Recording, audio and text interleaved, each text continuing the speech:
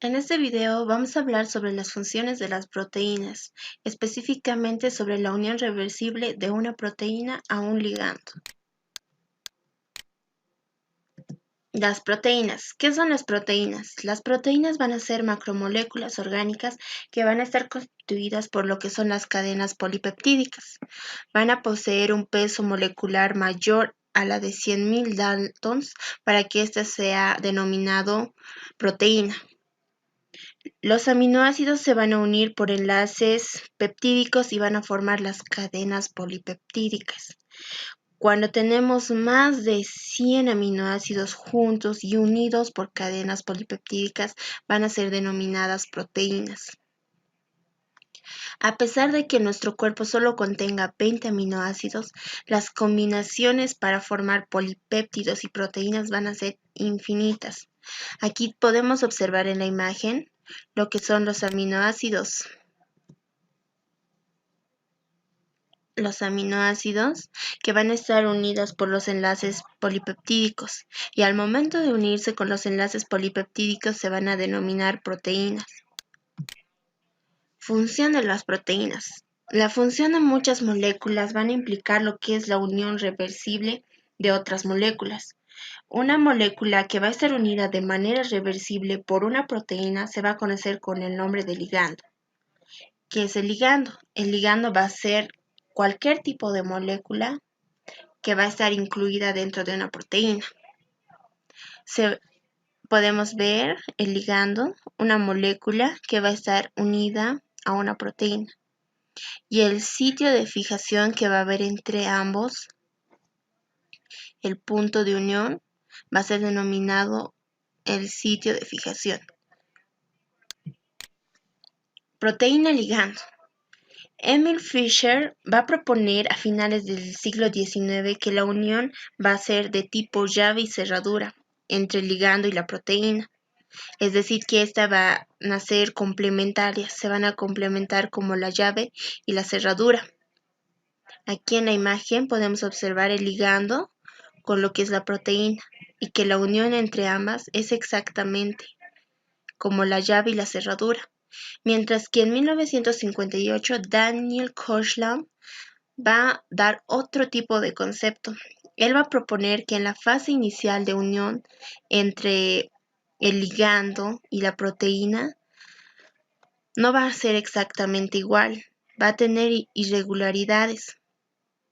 Es decir, que cuando se unan va a haber lo que es el ajuste inducido.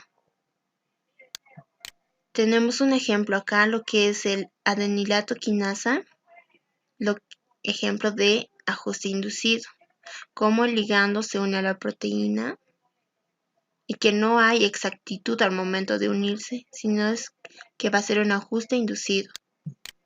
Las globinas. Las globinas van a constituir una familia de proteínas extendidas, en las que todos sus miembros van a tener una estructura primaria y terciaria similares. Las globinas se van a encontrar habitualmente en eucariotas de todas las clasificaciones e incluso en algunas bacterias. El funcionamiento de las globinas es el transporte y almacenamiento de oxígeno. En los humanos y en otros mamíferos podemos ver que existen 4 tipos de globinas. La primera, que es la hemoglobina, y la hemoglobina se va a especializar en el transporte de oxígeno en el torrente circulatorio. Y la mioglobina va a ser aquella que se va a encontrar en los músculos de los mamíferos marinos buceadores, tales como son las focas y las ballenas. Y también en ella va a tener la función de lo que es el almacenamiento de los oxígenos. La neuroglobina. La neuroglobina va a ser aquella que se va a encontrar fundamentalmente en las neuronas y en el cerebro.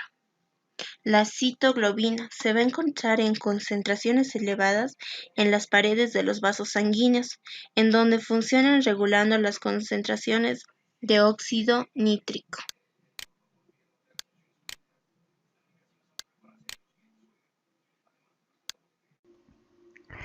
La mioglobina tiene tiene un único sitio de fijación para el oxígeno. Mioglobina. Almacena oxígeno y facilita su difusión dentro de los músculos. Gracias al grupo hemo, su formación oxigenada adquiere el color rojo. La mioglobina es un polipéptido simple de 153 residuos aminoácidos, con una molécula de HOMO. Los polipéptidos de las globinas de la mioglobina están formados por 8 segmentos de hélice y conectados por giros. Todos los residuos aminoácidos presentes en la proteína se encuentran en las hélices. Como podemos ver en la imagen, la mioglobina está conformada por los 8 segmentos de hélice mostrados en la imagen. Están marcados de la A a la H. Los residuos de conexión en los giros que no forman parte de las hélices se nombran A, B, C, D y E, F, indicando los segmentos que interconectan algunos giros, tales como el B, C y D, E, son abruptos y contienen residuos normalmente. No hay un nombre específico para ellos. El grupo de hemo está unido en una bolsa formada principalmente por las hélices E y F, aunque también participan de algunos aminoácidos de otros segmentos. La mioglobina, como podemos ver, los segmentos helicoidales se nombran de la A a la H. Un residuo individual puede designarse por su posición en la secuencia de aminoácidos o por su localización dentro de cada segmento concreto de hélice.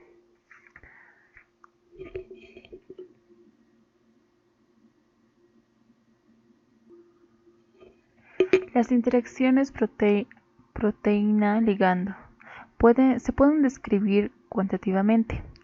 Una descripción cuantitativa de esta interacción es, por tanto, un aspecto clave.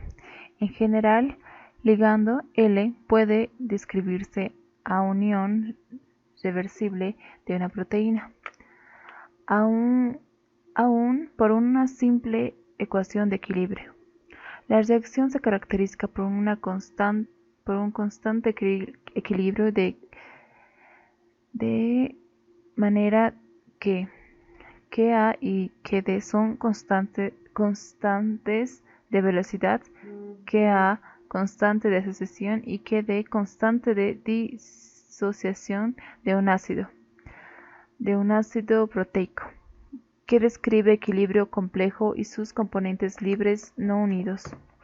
Como podemos ver en la imagen, representaciones gráficas de la unión del ligando.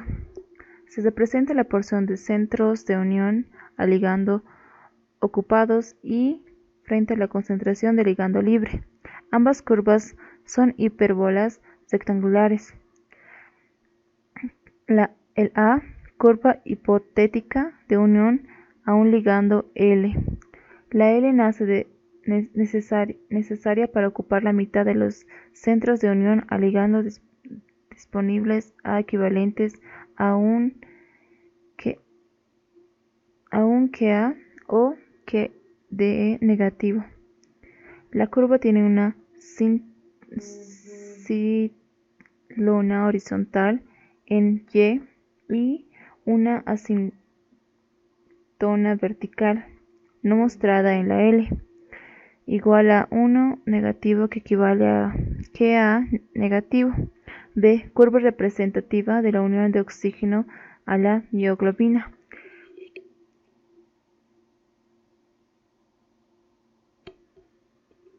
En la siguiente podemos ver la tabla de proteína ligando.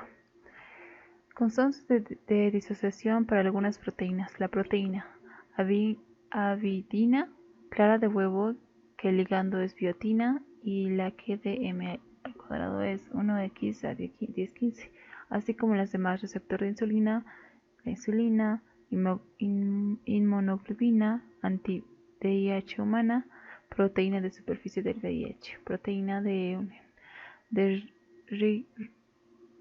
Preruckel, que es Ni2 al positivo, y calmodulina rata, que es Ca al cuadrado positivo.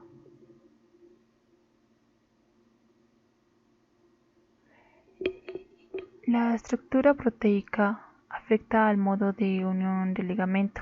La interacción es afectada en gran medida por la estructura proteica y por cambios conformacionales. La especificidad con la que el grupo de hemo se une a diversos ligandos se ve alterada cuando el hemo es un componente de la mioglobina.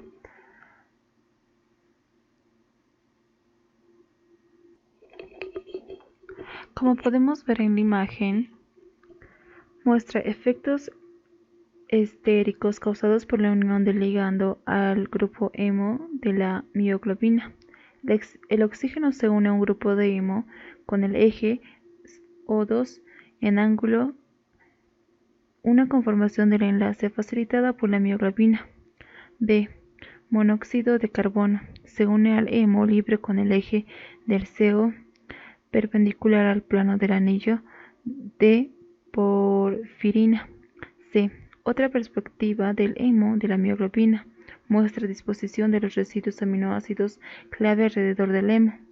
El CO2 unido forma un enlace de hidrógeno con la IS distal, la IS E7 IS, facilitando más aún la unión del CO2 fuente del C derivado de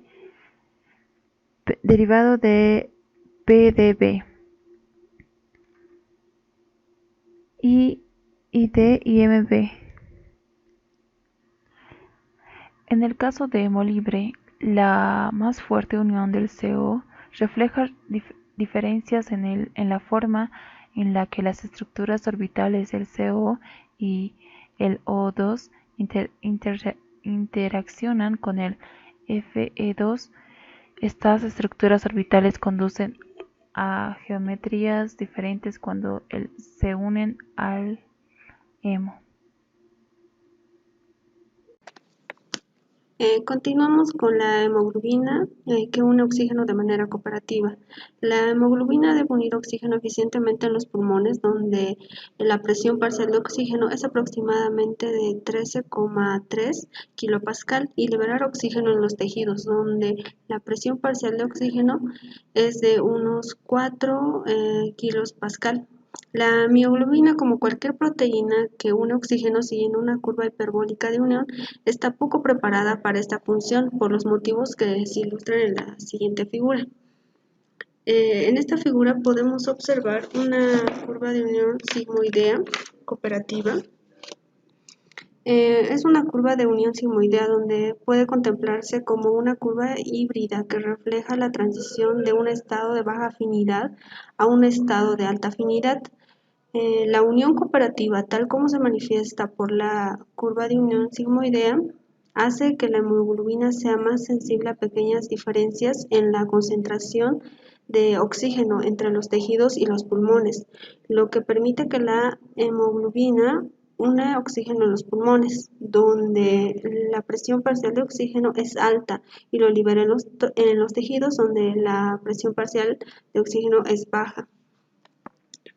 Una proteína que uniese oxígeno con alta afinidad lo uniría eficientemente a los pulmones, pero no liberaría una gran parte del mismo. En los tejidos, no liberaría en los tejidos. Si la proteína uniese oxígeno con afinidad suficientemente baja para liberarlo en los tejidos, no recogería demasiado oxígeno en los pulmones. La hemoglobina resuelve este problema mediante una transición de un estado de baja afinidad, es decir, el estado T, a un estado de alta afinidad, que sería el estado R. A medida que se unen más las moléculas de oxígeno, el resultado es que la hemoglobina tiene una curva de unión a oxígeno híbrida en forma de S o curva sigmoidea, como se observa en la imagen que tenemos. Una proteína de una sola subunidad con 5 sitios de fijación es sustrato que no puede tener una curva de unión sigmoidea, ni siquiera si la unión provocase un cambio conformacional, debido a que cada molécula de ligando se une independientemente y no podría afectar a la unión de otra molécula. Por el contrario, la unión de oxígeno a las subunidades individuales de la hemoglobina puede alterar la afinidad para el oxígeno de las unidades adyacentes. La primera molécula de oxígeno que interacciona con el desoxihemoglobina se une débilmente, debido a que se une a una subunidad en el estado T. Sin embargo, esta unión conduce a unos cambios conformacionales que se comunican con las subunidades adyacentes, haciendo más fácil la unión de moléculas de oxígeno adicionales. En este efecto, la transición T a R se produce más rápidamente en la segunda subunidad una vez que oxígeno se haya unido a la primera subunidad. La última molécula de oxígeno, en este caso la cuarta, que se une a la hemo, lo hace en una subunidad que ya está en el estado R y por lo tanto se une a una afinidad mucho mayor que la primera molécula. Ahora vamos a hablar sobre lo que es la proteína alostérica. Es una proteína, es aquella en la cual la unión de un ligando a un sitio afecta las propiedades de una unión de otro sitio de la misma proteína. El término alostérico proviene del griego allos, que significa otro, y esteros, que significa sólido o forma. Las proteínas alostéricas son aquellas que tienen otras formas o conformaciones inducidas por la unión de ligandos, conocidos como moduladores. Los cambios conformacionales inducidos por él o los moduladores interconvierten formas más adictivas y menos adictivas de la proteína. Los moduladores de las proteínas alostéricas pueden ser tanto inhibidores como activadores. Cuando el ligando normal y el modulador son idénticos, la interacción se denomina homotrópica. Cuando el modulador es una molécula diferente del ligando normal, la interacción es heterotrópica.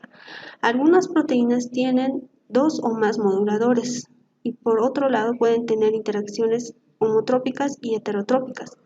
La unión cooperativa de un ligando a una proteína multimérica, tal como se produce con la unión de oxígeno a la hemoglobina, es una forma de unión alostérica. La unión de un ligando afecta a las afinidades de cualquiera de los restantes sitios de fijación no ocupados, y el oxígeno puede ser considerado tanto un ligando normal como un modulador homotrópico activador. Hay solo un sitio de fijación para el oxígeno en cada subunidad, de modo que los efectos alostéricos que dan lugar a la cooperatividad estén mediados por cambios conformacionales transmitidos de una subunidad a otra por interacciones de subunidad a subunidad. Una curva de unión sigmoidea es diagnóstico a una unión cooperativa. Permite una respuesta mucho más sensible a las concentraciones de ligando y es importante para la función de muchas proteínas multiméricas. Al principio del efecto alostérico puede extenderse fácilmente al curso de enzimas reguladores.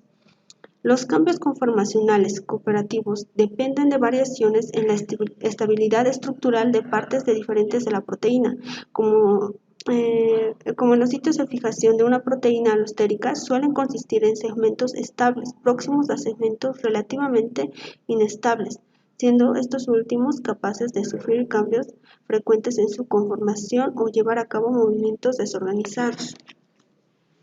Podemos ver aquí una imagen que tiene que ver con lo que es la proteína alostérica, cómo es que sufre el cambio. Y en la siguiente imagen vamos a observar el cambio que puede producir, los cambios estructurales que se producen en una proteína con varias subunidades que se unen cooperativamente a un ligando. Acerca de esto podemos decir que la estabilidad estructural no es uniforme en una molécula de proteína. Aquí se muestra una proteína dimérica hipotética y formada por regiones de estabilidad alta, media y baja. Los sitios de fijación del ligando están compuestos de segmentos de alta y baja estabilidad, por lo que la afinidad por el ligando es relativamente baja. Los cambios conformacionales producidos al unirse al ligando hacen que la proteína pase desde un estado de baja afinidad a uno de alta afinidad en una forma de encaje inducido. En la primera gráfica podemos observar lo que es en la imagen, que no hay ligando. Una gran parte de la molécula es flexible o algo inestable.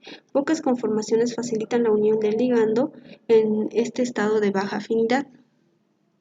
En la imagen que podemos encontrar en segundo lugar, podemos observar lo que es que el ligando está unido a una subunidad. La unión estabiliza una conformación de alta afinidad y la mayor parte de la estructura es estable y nada es inestable. El resto del polipéptido adopta una conformación de alta afinidad y en la otra subunidad se estabiliza la misma conformación mediante interacciones de proteína a proteína.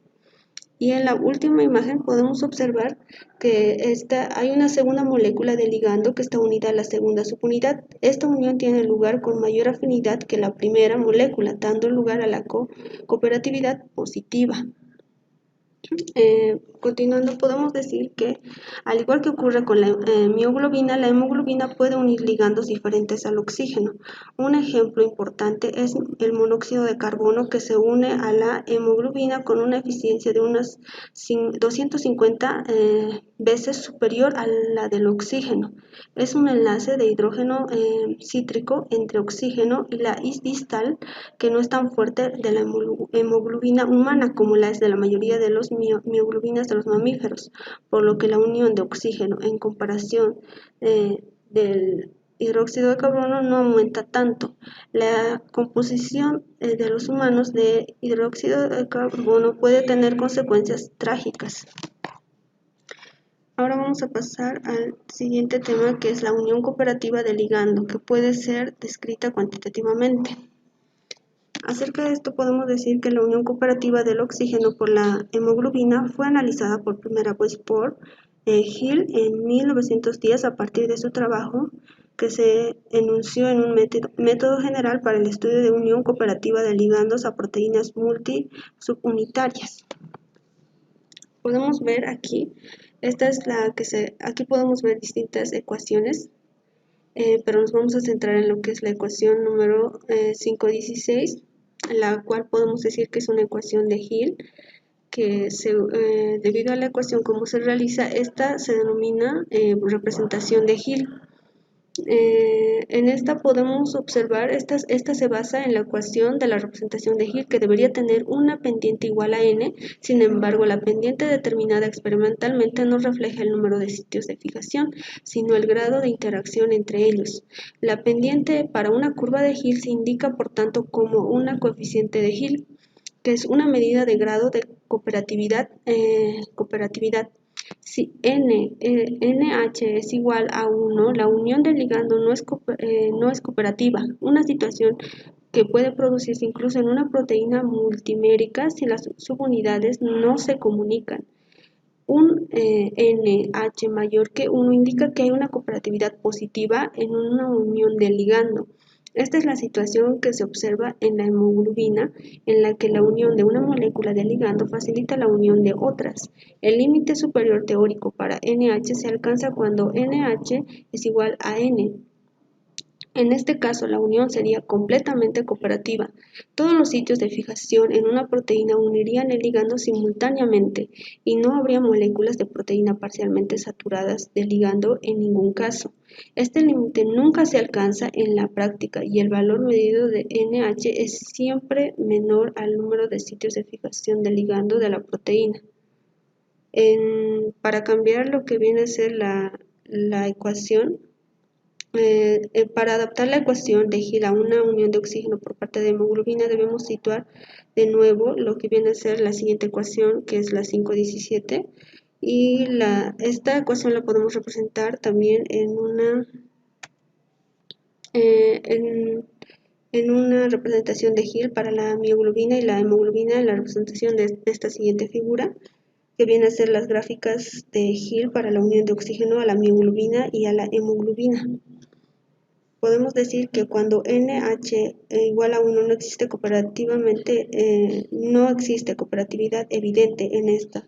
En el máximo grado de cooperatividad observado para la hemoglobina corresponde aproximadamente a NH igual a 3, observándose que mientras esto indica un alto nivel de cooperatividad, NH es menor a N, siendo N el número de sitios de fijación de oxígeno de la hemoglobina. Esto es lo normal para una proteína que presenta comportamiento alostérico. En esta siguiente podemos ver que vamos a hablar acerca de que existen dos modelos de explicación de los mecanismos de la unión cooperativa.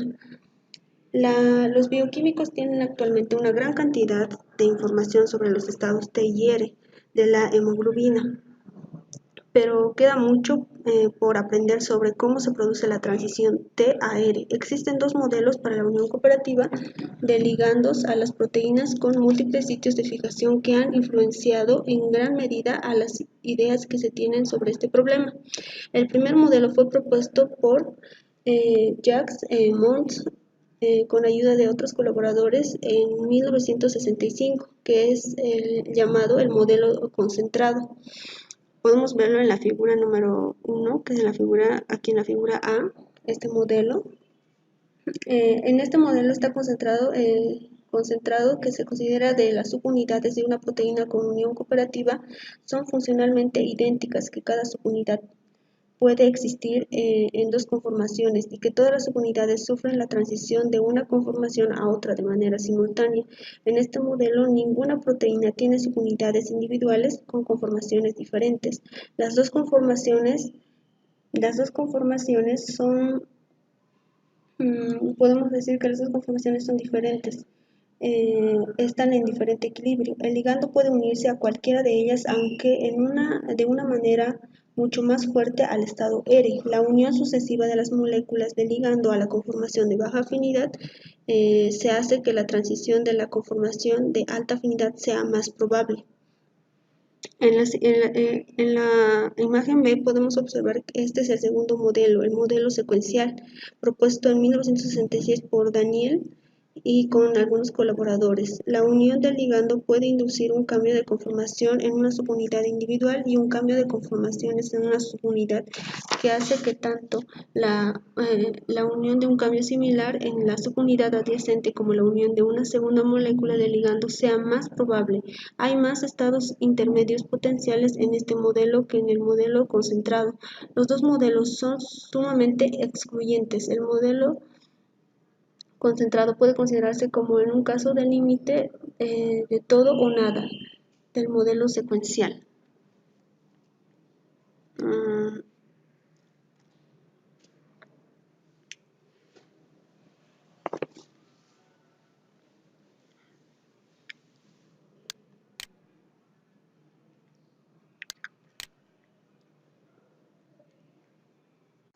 El oxígeno es transportado en la sangre por la hemoglobina.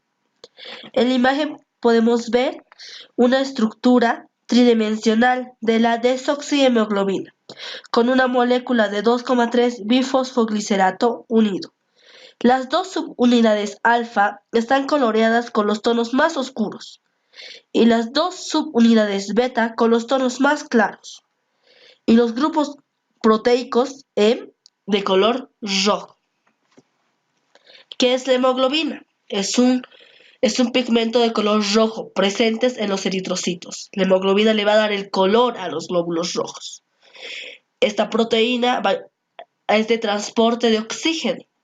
Está compuesta por globina y 4 grupos M.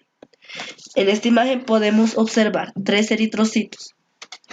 En el primer eritrocito vemos cómo el oxígeno está entrando al eritrocito. Dentro del eritrocito tenemos las moléculas de hemoglobina. En el segundo eritrocito vemos cómo estas se van a unir, se van a fusionar, lo que vamos a conocer como oxihemoglobina. Y en el último eritrocito, glóbulo rojo, vamos a ver cómo el oxígeno va a ser liberado a las células de los tejidos. Los eritrocitos son bicóncavos. ¿Qué es bicóncavo? Es que va a tener dos superficies opuestas cóncavas. va a medir de 9 a 6 micrómetros. Va a presentar una célula madre precursora. En el proceso de la maduración, la célula madre genera células hijas que producen grandes cantidades de hemoglobina y a continuación pierden sus órganos intercelulares, como ser el núcleo y el retículo endoplasmático. Ahora bien, vamos a ver las semejanzas entre la hemoglobina y la mioglobina. Una semejanza es que son proteínas globulares con un núcleo de hierro. Su misión es la de transportar oxígeno y por ello tienen similitudes estructurales. Su color depende del estado de oxidación del hierro que contienen y de la presión parcial del oxígeno. La mioglobina, estructuralmente, es una cadena polipéptida sencilla de 153 residuos aminoácidos. Es una proteína globular con la superficie polar roja y el interior apolar amarillo. Sus características. La mioglobina es una hemoproteína encontrada principalmente en el tejido muscular. La hemoglobina, su estructura, es cuaternaria. Quiere decir que va a tener 4 cadenas polipéptidas, alfa, beta, gamma y delta. Sus características proteicas. Sus características va a ser que va a transportar oxígeno del aparato respiratorio hacia los tejidos periféricos. Es una proteína globular. La hemoglobina experimenta un cambio estructural al unirse al oxígeno. En un análisis de rayos X hemos visto que está conformada por dos principios de la hemoglobina. Un estado R relajado y un estado T tenso. El estado T va a tener un mayor número de pares iónicos. El oxígeno va a tener una mayor afinidad con lo que es el estado N. Lo va a estabilizar. Sin embargo, el estado T va a actuar mayormente cuando el oxígeno esté ausente. Va a ser más estable y va a tener una conformación predominante.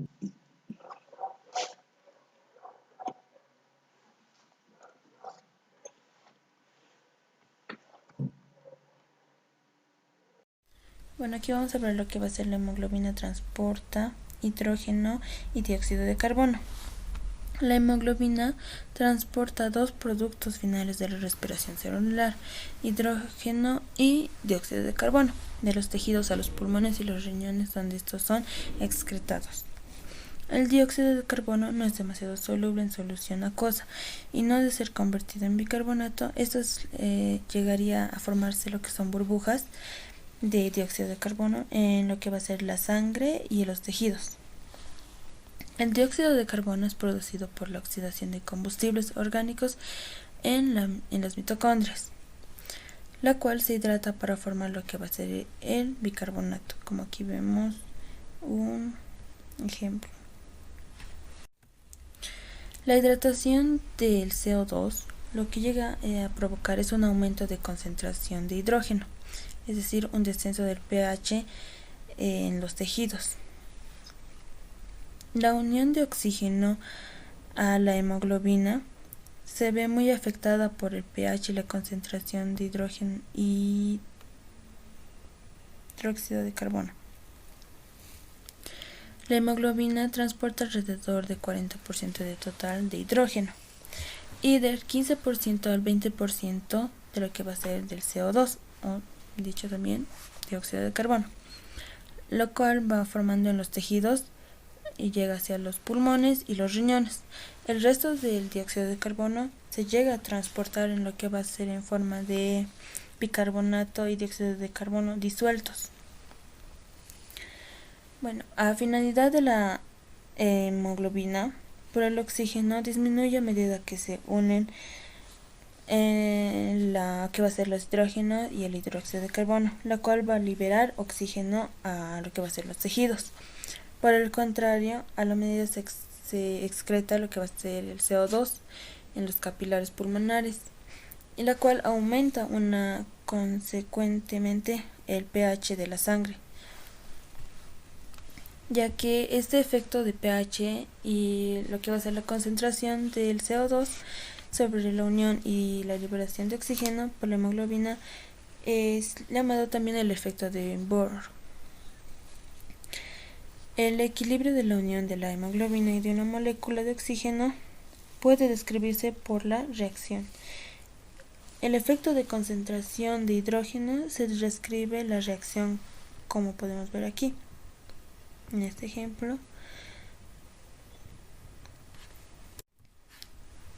Bueno, tanto como el O2 como el hidrógeno se unen a la hemoglobina, aunque con afinidades inversas. Bueno, y como vemos, la concentración de hidrógeno ya podemos ver que puede ser alta, puede ser baja. Cuando la concentración de oxígeno es alta, como ocurre tanto en los pulmones, como podemos ver aquí en la imagen, la hemoglobina une lo que va a ser el oxígeno y libera protones. Mientras que si la concentración de oxígeno va a ser baja, esta situación se da más que todo en los tejidos periféricos, la cual se une hidrógeno y lo que va a liberar es dióxido de carbono. Como podemos ver en la imagen, la concentración de oxígeno alta y la concentración de oxígeno baja. Y bueno, a medida que aumenta la concentración de hidrógeno, se produce una protonación de lo que va a ser la cual va a favorecer la transición al estado T, provocando la liberación de oxígeno. La hemoglobina se comunica unas con otras, no solo con la unión de lo que va a ser el oxígeno en sus grupos hemo, sino también por la unión de hidrógeno. La hemoglobina también une lo que va a ser el oxígeno y de modo también proporciona la unión de proporciona también la unión de lo que va a ser el oxígeno. El dióxido de carbono se une en forma de grupo de carbonato al grupo amino, al extremo amino terminal en cada cadena globina, la cual llega a formar lo que va a ser el carbaminohemoglobina. Como podemos ver en la imagen, hay un grupo amino terminal de cada una de las hemoglobinas, la cual forma los residuos de carbaminohemoglobina. Cuando la concentración de dióxido de carbono es alta, se une algo de dióxido de carbono a la hemoglobina y a la afinidad por el oxígeno, la cual disminuye, haciendo que ésta llegue a liberarse. Cuando la hemoglobina llega a los pulmones, la alta concentración de oxígeno favorece la unión de oxígeno y la liberación del dióxido de carbono. Como podemos ver en la imagen de acá, la molécula de oxígeno y el dióxido de carbono. También es la capacidad de comunicar lo que va a ser la información de unión a ligando de una subunidad polipéptica a otras que conviertan a la hemoglobina en una molécula tan adaptada a la integración del transporte de oxígeno, dióxido de carbono y hidrógeno por parte de los eritrocitos. Como también podemos ver en la imagen de aquí, los eritrocitos a las moléculas de hemoglobina y el grupo hemo con su átomo.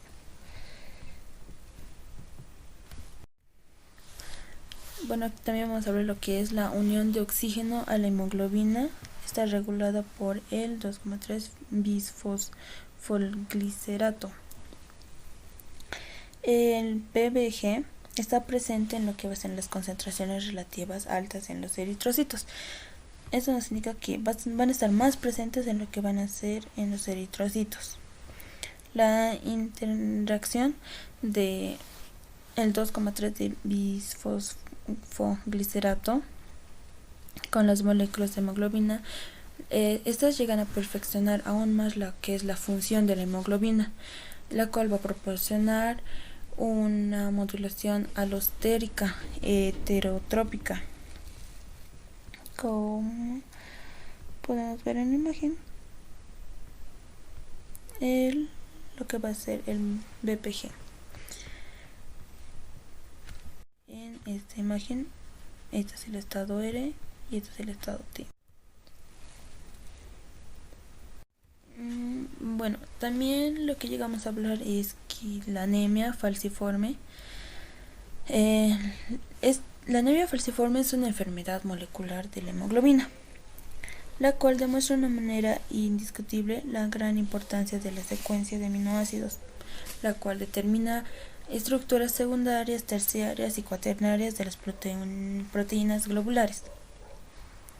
La mayoría de estas son variantes.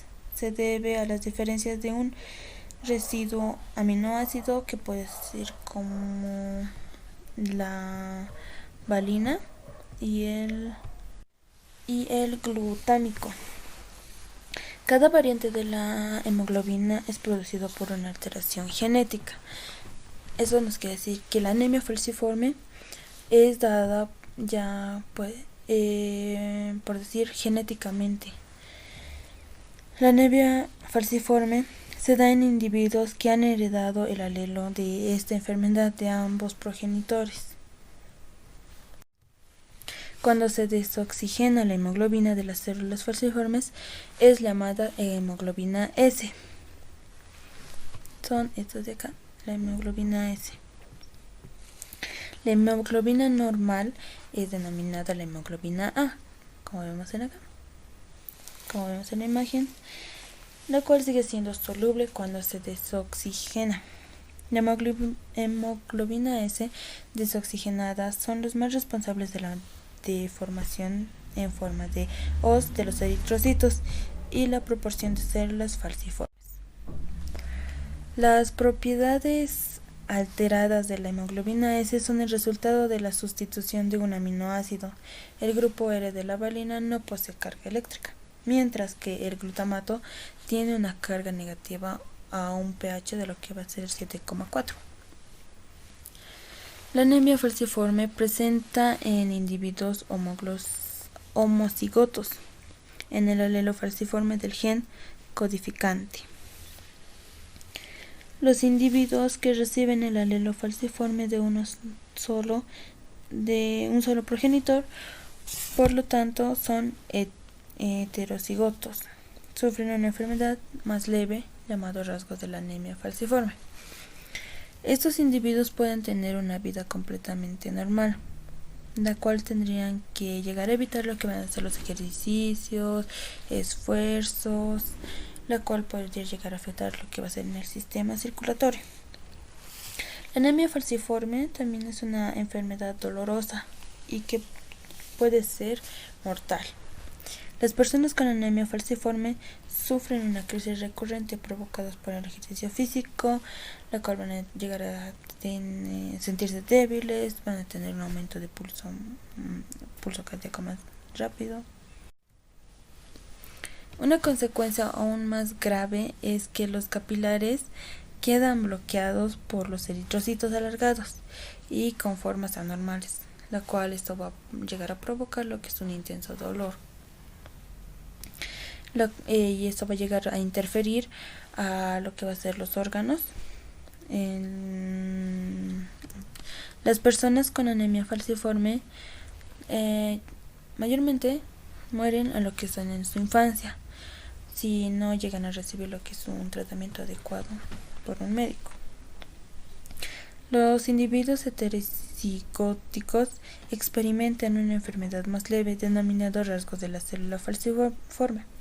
Solo 1% de sus eritrocitos adoptan la forma de los al desoxigenarse. Como podemos ver en las imágenes, que la anemia falciforme, sus células o sus glóbulos rojos van a llegar a ser anormales, mientras que los normales tienen una forma más diferente. Y en las imágenes también vemos lo que van a ser el gen de los portadores y lo que llega a causar tanto el ADN como el ARN. Bueno, en resumen de todo el tema, lo que es la unión reversible de una proteína a un ligando, proteínas de unión a oxígeno.